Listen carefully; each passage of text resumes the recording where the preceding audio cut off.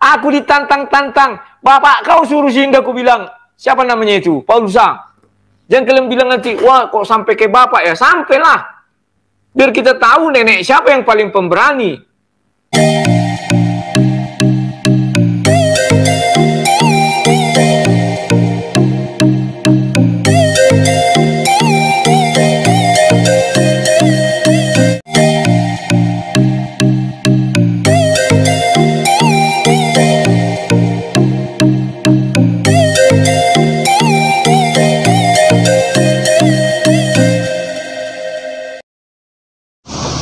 Bismillahirrahmanirrahim. Assalamualaikum warahmatullahi ta'ala wabarakatuh. Kaum muslimin yang dirahmati Allah, semoga Allah senantiasa curahkan segala rahmat, segala nikmat yang berkepanjangan dan tiada akan berhujung dari dunia hingga akhirat kelak insyaallah.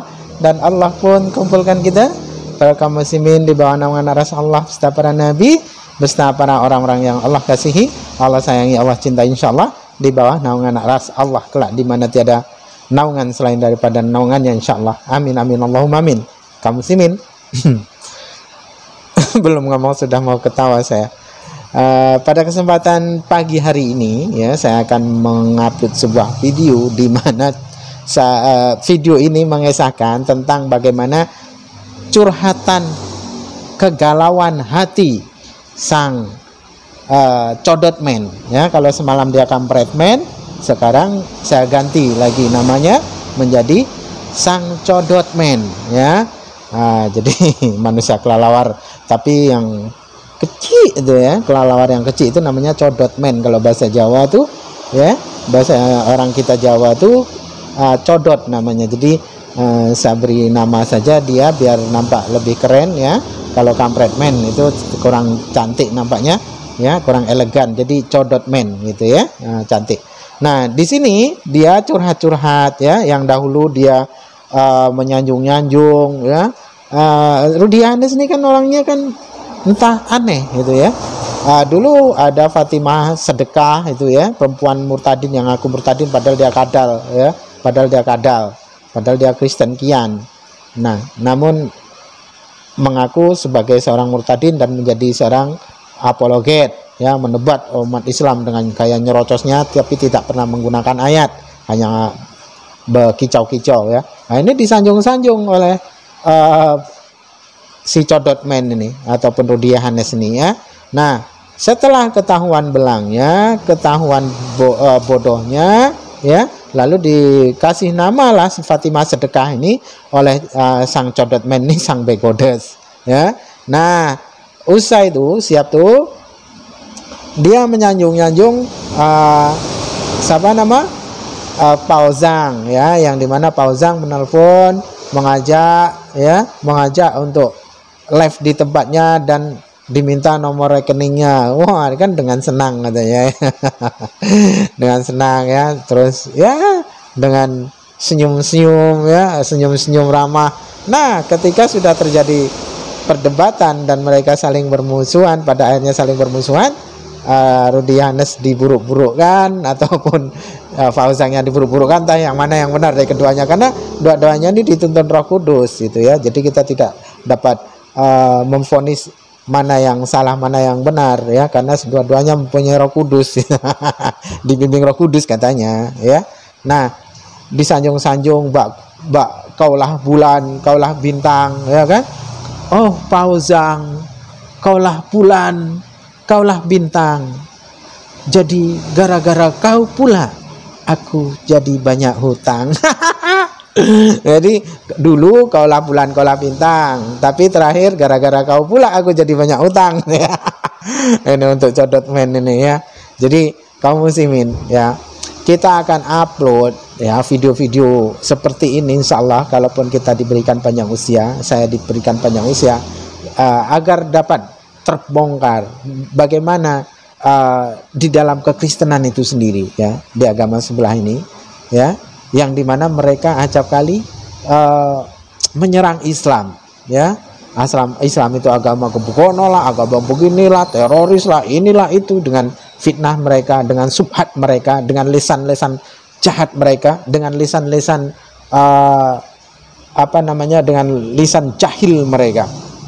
Jahil itu artinya bodoh ya, dengan lisan-lisan bodoh mereka.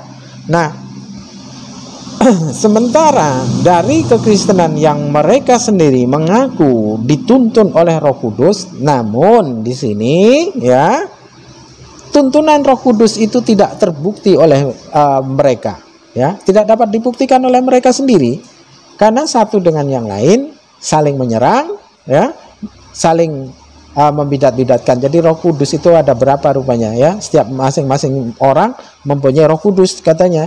Namun di sini Roh Kudusnya ngajak tawuran gitu ya. Mungkin Roh Kudusnya tengah bete, ya, lalu mencoba untuk ingin hiburan, lalu menuntun orang-orang Kristen ini untuk saling bercakar-cakaran, bertekak mulut, ya.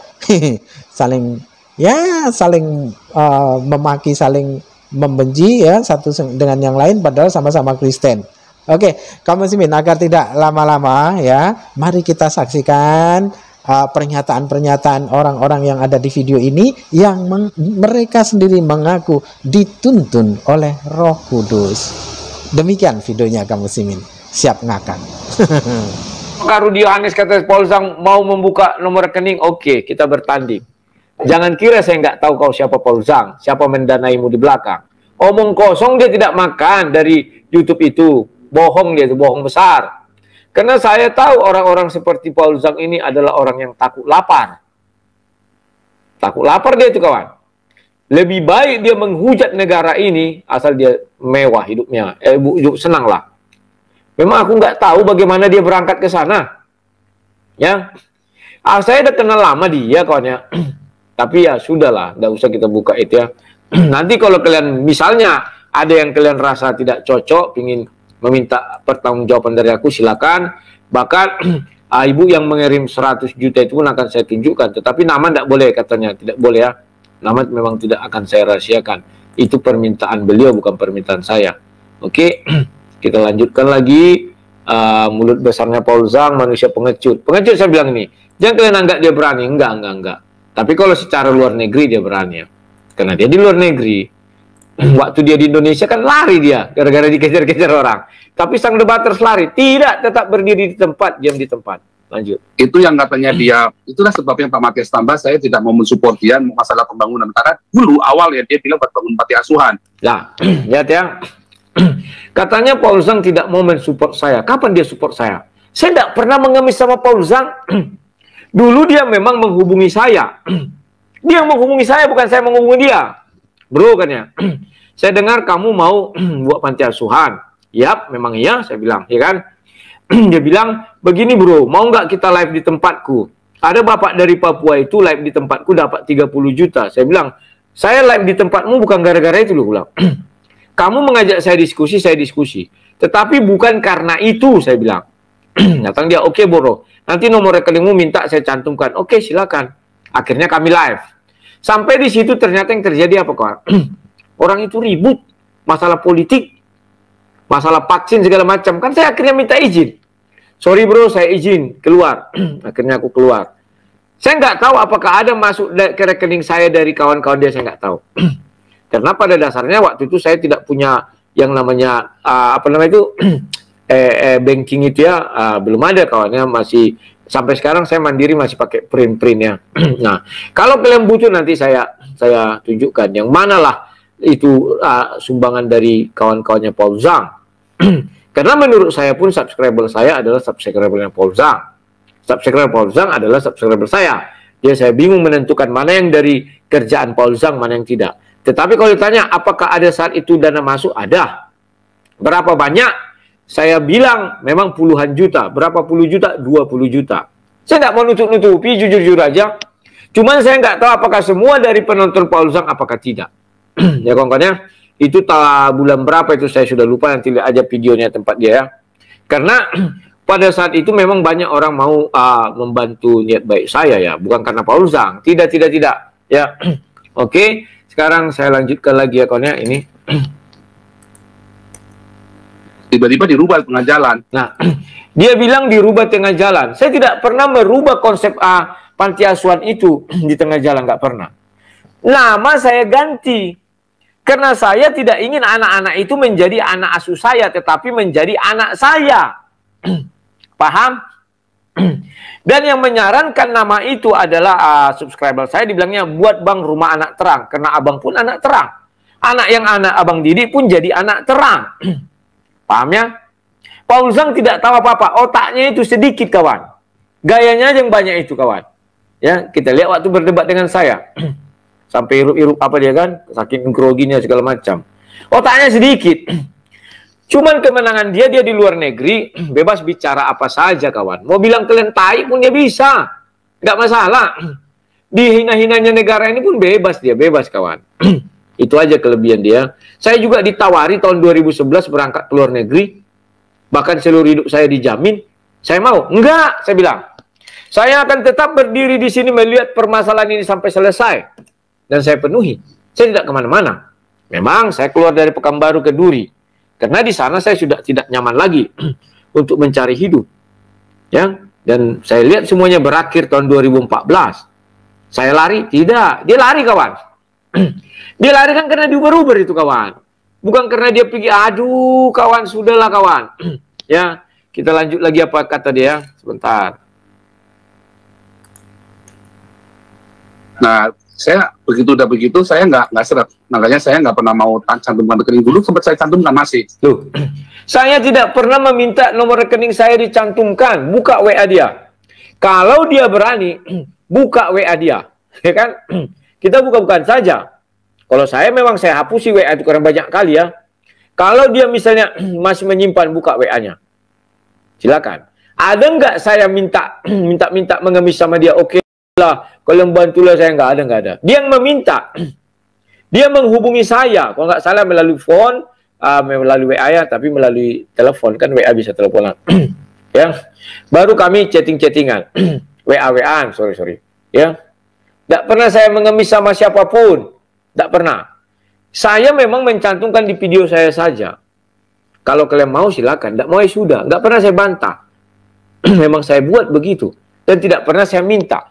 Jadi dia mengatakan seolah-olah orang memberi kepada saya gara-gara dia. Tidak kawan. Sebelum kami diskusi itu orang pun sudah mulai berdonasi kepada saya. Tetapi kalau dibilang siapa yang membuat kau seperti itu, tanpa ragu. Itu nggak pernah saya hapus. Saya selalu mengatakan terima kasih tanpa ragu kau mengajari aku hal ini. Dulu saya idealis kawan, tidak mau. Tetapi karena kondisi, saya kan udah hijrah dari Pekanbaru ke Kota Duri ini. Cari kehidupan sulit di sini, tidak seperti di Pekanbaru kawan ya. Karena sulitnya kehidupan di Kota Duri, saya ikuti saran tanpa ragu. Tetapi saya tidak kemaru, saya makan sendiri, tidak. Semenjak saat itu saya mulai membuat donasi yang lebih besar. Dulu saya setiap bulan kan berdonasi kawan. Sekalipun penghasilan saya kecil, saya selalu bagi sembako. Ya, melihat Facebook saya itu dari tahun berapa itu ada itu ya. Dan setelahnya saya mulai ber-YouTube, saya lebih giat berdonasi ya. Nah, kalau dibilang Paul Zhang, saya merubah konsep, saya tidak pernah saya rubah konsep.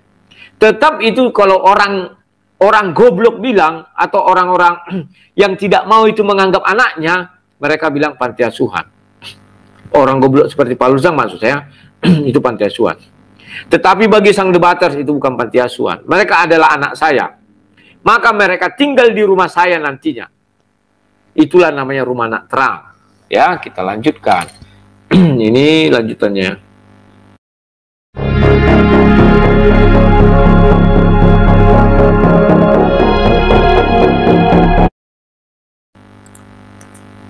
Tapi tiba-tiba dia berubah. Alasannya banyak lah. Dinasihati orang lah, inilah segala macam. Tapi kalau buat panti asuhan, kita pasti support. Tapi begitu bilang, oh saya mau bikin sekolah, apa namanya, debater, apa segala macam. Enggak lah. Nah, inilah gobloknya Paul Zhang. Dia bilang, buat sekolah debaters lah, inilah segala macam. Saya tidak mengatakan demikian. Tetapi saya katakan, di samping dia itu nanti saya memiliki anak, di situ anak angkat jadinya, anak saya kalau secara hukum dia anak angkat. Saya bukan anak kandung saya. Saya menggunakan itu juga untuk melatih orang-orang di tempat saya, di kampung saya ini. Seperti pesantren, dan saya bilang. Paham maksudnya kan? Ada beberapa ruangan. Masa saya tidak saya maksimalkan semua? Ya kan? Maka anak-anak itu nanti tinggal di situ, belajar Alkitab, dan saya ajari cara berapologet. Itu saya akui memangnya. Paham kawan-kawannya? Tidak pernah saya merubah konsep. Dan Paul Zhang tidak menolong, nggak apa-apa. Memang dia kira dia saja orang Kristen. Memang dia kira hanya dia saja yang peduli terhadap misi saya. Tidak. Tidak, kawan. Banyak orang yang peduli terhadap hal ini. Tidak pun peduli, nggak apa-apa. Saya percaya Tuhan akan memenuhi semuanya, membutuhkan, tidak mencukupkannya. Kita lanjutkan sekali, kawan. Bullshit lah. Bullshit, saya bilang.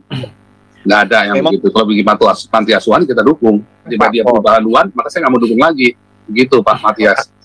Ya, rumah anak terang, Pak Pol. Iya, itu benar-benar dia sudah rubah. Dia sudah rubah. Visinya visinya dia sudah rubah. Nah, inilah gobloknya orang.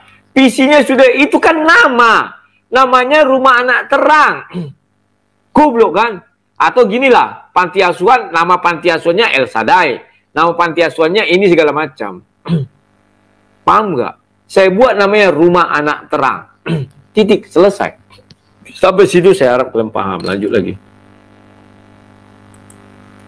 Tengah jalan visinya bisa berubah dia. Iya, saya nggak tahu gimana rumah anak terang itu bentuknya, apakah panti asuhan dan lain-lain. Bukan, hanya sudah mungkin, ngomong, dia sudah ngomong untuk melatih orang-orang berapologetika. Nah, inilah gobloknya Paul Zhang. Saya nggak pernah bicara dengan dia bahwa saya melatih anak-anak berapologetika. Dia nggak ngerti konteks secara keseluruhan, kawan. Mungkin dia pernah menonton video saya pas saya bicara itu. Tetapi sebelum itu kan sudah saya jelaskan bahwa saya tidak mau anak-anak itu adalah anak asuh saya, tetapi mereka adalah anak saya. Apa salah? Kan tidak. Jadi maksudnya Paul Zhang, kalau panti asuhan ya panti asuhan saya, tidak boleh buat kegiatan lain. Goblok. Ya, goblok. Goblok jangan dipelihara Paul Zhang. Ya. Sudah saya bilang, kalau kamu memang hebat, pulang kamu ke Indonesia, berdiri kita di depan markas apa, bicara kita sama-sama. Kita lihat seberapa besar nyalimu. Kalau di luar negeri aku pun bisa. Aduh, horas mada. Dia saja sudah di luar negeri masih takut-takut membilang di mana dia tinggal. Kalau aku bilangkan dia nih kalau aku di luar negeri. Ya. Tapi ya sudahlah, itu kan urusan dia, dan saya akui dia memang berani. Tetapi karena dia di luar negeri, saya bilang kan, kalau dia di dalam negeri, percaya kalian, tidak akan berani. Dia lari karena apa? Saya tahu bagaimana dia lari ke sana. Ya, karena apa? Siapa duluan sampai Jerman? Kan demikian. Baru siapa yang menyusul dia? Bagaimana dia sampai sana bisa cepat dapat warga negara? Sudahlah, banyak kali cerita kau Paul Zhang, segala cara kau halalkan. Kalau aku nggak mau ya. Jadi kawan-kawan, misalnya ada di antara kalian yang masih ragu tentang kejujuranku, silakan, ajukan. Bila perlu kirim ke tempat kalian melalui email, melalui apa ya, silakan. Oke. Untuk melatih orang berapologetika, itu pernah ada di videonya, saya ngikutin. Langsung setelah itu saya nggak mau cantuman lagi nomor rekeningnya di sini. Saya mengikutin katanya, gobloknya di depan, ikutannya di belakang. Gobloknya di depan, ikutannya di belakang, paham ya? Ketika dia mendengar itu, seperti saya bilang ya, pas mungkin saya bicara itu. Dia nggak ngikutin dari awal apa saya bilang. Itu bukan rumah anak terlantar, ya. Itu bukan rumah anak asuh, tetapi anakku. Untuk anak-anak yang tinggal di situ ya, kalau yang belajar ya tetap kubuka juga untuk belajar, kawan. Dia multifungsi kan, saya bilang dari kemarin kan. Lanjut lekonnya. Sini. Karena itu sangat ini sekali, sangat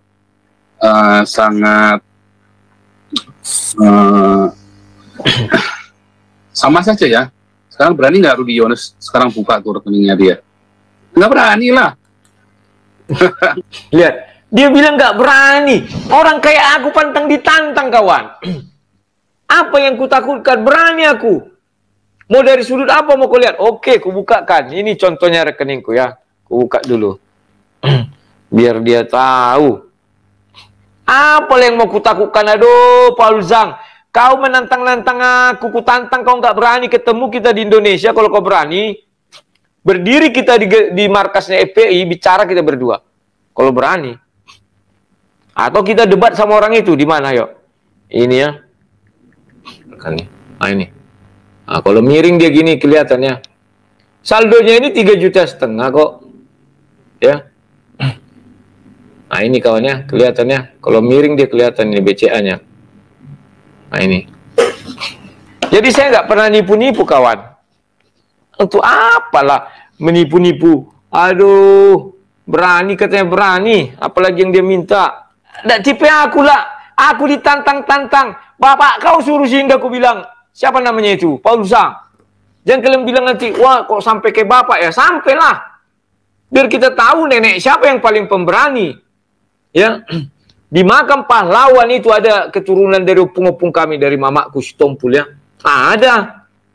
Ya jangan dicabar-cabar lah. Aduh. Mengenai ini, mengenai itu. Kalau berani, ayo. Apa yang mau kau harapkan dari aku? Apa yang mau ku bukakan kepada kalian? Aduh, sorry lalu aku takut. Lanjut. Nah, berani lah Rudiana sudah buka rekeningnya dia. Ya, kita buktikan ya berani apa tidak kan ya. Sudah saya tunjukkan kepada kalian ya, itu masih satu sisi. Kalau dia berani juga melakukan apa yang ku harapkan, dia hanya menantang aku itu ya. Datang kau ke Indonesia, kalau berani, ku ongkosi pun kau. Ku ongkosi. Ku jual hartaku, ku ongkosi kau. Datang kau ke Indonesia, bicara kita di depan kantor markas FPI. Kita lihat siapa yang paling garang. Kalau kau berani. Ya Paulus Sang ya. Datang kau ke Indonesia, kalau kau di luar negeri apa yang nggak bisa kau buat Paulus Sang? Mulut kau itu coba lihat ya, mulut kau itu kotor. Gaya kau aja hebat, bicara kau lihat. Kau maki-maki pemerintah, kau maki kami orang Indonesia tetap Paulus Sang. Biarpun kau pintar bahasa Indonesia, sekarang kau kan sudah orang Jerman. Kau kira tidak menusuk kepada kami ketika kau maki-maki presiden, kau maki-maki apa? Enggak, Paulus Sang, enggak lah. Makanya aku bilang orang-orang tolol yang gabung di Zoom, makanya aku nggak mau gabung. Mereka itu orang-orang tolol, idiot, dan bodoh. Mereka orang Indonesia dimaki-maki Indonesia mau. Ini ku bukakan aja sama kalian kawan. Bodoh, tolol, dan idiot. Semua orang yang gabung di Zoom-nya Paulus Sang. Siapapun itu, termasuk subscriber saya. Di depan kalian dimaki-maki Indonesia, kalian terima, goblok. Saya gini-gini, masih cinta NKRI kawan. Tidak terima saya. Tapi kalau saya lakukan itu kawan, tidak enak bicara politik. Saya nggak mau. Saya nggak mau bicara politik kawan. Tidak suka. Paulus Sang suka. Kenapa? Aduh kawan, tahun 2011 ditawari aku 3,2 miliar untuk memposting apapun yang mereka inginkan. Saya nggak tahu siapa mereka ini. Saya tolak, enggak, saya bilang. Karena memang misi saya bukan itu. Tai kucing sama si Paulus Sang itu. Kalau nggak ada kerjanya mau makan apa dia di Jerman itu? Aduh, sudahlah. Ini cara jitu kawan. Ya. Dia membuat misalnya YouTube-nya itu kan kalau di luar negeri kan tinggi apanya itu kawan. Nggak seperti di Indonesia. 1.000 orang yang menonton dapatnya paling $1, 1.300. Kalau orang tuh bisa $4, $5 ya. Bahkan ada katanya sampai puluhan dolar. Belum lagi yang di belakang-belakang dia siapa. Saya itu dari situ kawan. Aduh. Tapi saya di Indonesia loh kawan. Hebat saya dari dia. Dia cemen segini. Paulus Sang kau segini di mataku. Karena aku libas kau kemarin debat mengenai oneness-onenessmu itu langsung benci kali kau sama aku. Saya orangnya begitu kawan. Sekalipun kau menyelamatkan nyawa saya. Tapi ketika kita bicara tentang perbedaan iman, saya nggak peduli kau siapa. Kau menolong aku itu urusannya kemanusiaan. Ya kan? Kita berdebat urusannya iman. Mempertahankan iman. Paulus Sang nggak siap menerima itu kawan. Ketika aku kipas dia mengenai oneness-nya, nggak siap dia. Maka dibuatnya lah video ini. Saya nggak tahu ini siapa yang buat videonya. Entah kapan ini dibuat, saya nggak tahu. Memang inilah sebenarnya sih kita nggak usah lah mendengar orang-orang misalnya seperti ini. Tapi perlu juga kawan. Klarifikasi aja sih. Nah, demikian tadi kamu muslimin ya. Sebuah curhatan, jeritan hati dari sang kampret men. Sang codot men. Yang dimana dia sakit hati dengan kekasihnya, yakni Paulus Sang. Jadi kita ketawa aja ya menengoknya. Oke, demikian saja kaum muslimin yang dapat saya sampaikan. Semoga ini menjadi sebuah kemanfaatan bagi kita untuk dalam menebalkan iman di dalam Islam, karena memang tidak ada agama yang dapat rasional, tidak ada agama yang dapat menjawab semua tantangan persoalan dunia maupun persoalan-persoalan kehidupan manusia dan persoalan-persoalan yang ada di sekeliling kita. Dari dunia hingga akhirat kelak kita berpegang pada tali Allah, yakni Islam, ya. Jadi agaknya memang tidak ada lain tiada bukan, ya. Hanya debater-debater muslim dan para umat muslim saja, ya. Umat muslim keseluruhannya tidak tanpa terkecuali yang dapat merapatkan ukhuwah tali persaudaraan dengan dasar kalimat la ilaha illallah Muhammadan Rasulullah. Oke, demikian saja kaum muslimin yang dapat saya sampaikan. Saya akhiri video saya ini. Wassalamualaikum warahmatullahi taala wabarakatuh.